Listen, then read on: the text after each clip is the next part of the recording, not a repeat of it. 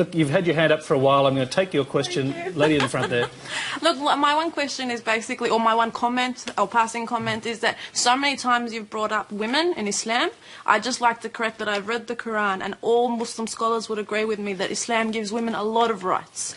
We over and over give women in Islam through the Quran. I may not say it through individuals who preach the religion, but Islam through the Quran gives women a lot of rights, and I need that to be heard. I need that to everyone to understand and hear that. I mean, I am a young Muslim woman myself. I sit before you, I have a voice, and I can speak to you, and I can look you in the eye, and I do have my rights. And when I go to Iran, I'm actually Iranian as well, so when I go to Iran, I also have my rights. I need it to be heard that the Quran, Allah subhanahu wa ta'ala gives us our rights.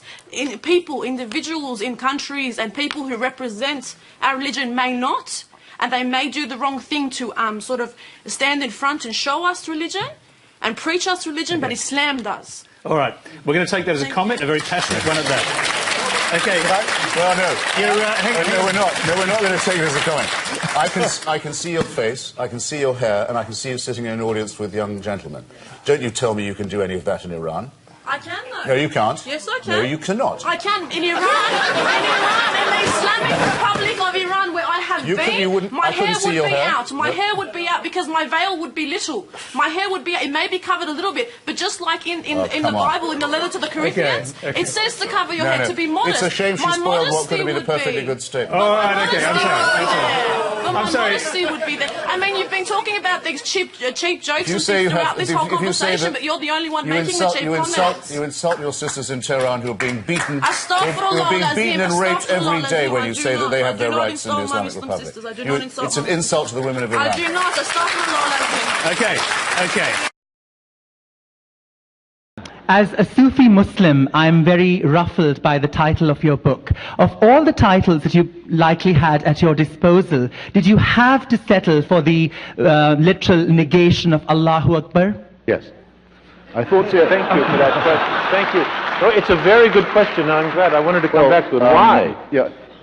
As I've said, I think that all religions are wrong in the same way, in that they privilege faith over reason, but they're not all equally bad in the same way all the time. I mean, if I'd been writing in the 1930s, I would certainly have said that the Roman Catholic Church was the most dangerous religion in the world because of its open alliance with fascism and anti-Semitism, which the damage from that our culture has never recovered from and never will. But at the moment it's very clear to me that the most toxic form that religion takes is the Islamic form. The horrible idea of wanting to end up with Sharia, with a religion-governed state, a state of religious law, and that the best means of getting there is jihad, holy war, and that Muslims have a special right to feel aggrieved enough to demand this, I think is absolute obscene wickedness, and I think their religion is nonsense. And in its entirety. The idea of God speaks to some illiterate merchant warlord in Arabia, and he's able to write this down perfectly, and it contains the answers to all human. Don't waste my time. It's bullshit. But you're saying the same about it. Also, that God speaks. The Archangel Gabriel speaks only Arabic, it seems. I just want to say, in retrospect, you were very civil, actually. I don't know what I was thinking.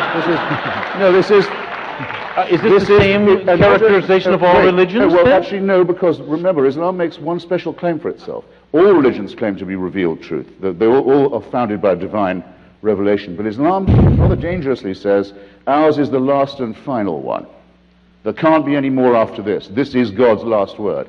Now, that's straight away a temptation to violence and intolerance, and if you note, it's a temptation they seem quite willing to fall for. Rabbi, second, I had another motive, which is this. If you remember Dick Gregory, the older comrades here will, great black comedian and civil rights activist, when he came to write his memoir, he called it nigger. Right. It upset a lot of people, including his old mum, who called him and said, "Why are you doing this?" And he says, "Mama, every time you hear that word again, they're selling my book." So every Allahu Akbar reminds people that we're in a very serious struggle with a very depraved religion, and there are helpers available. Friend, you give no quarter. Look, he believes in the prophecy of Muhammad. I'm sorry to say, I think he's being at best conned. Yeah. Our time is ticking down.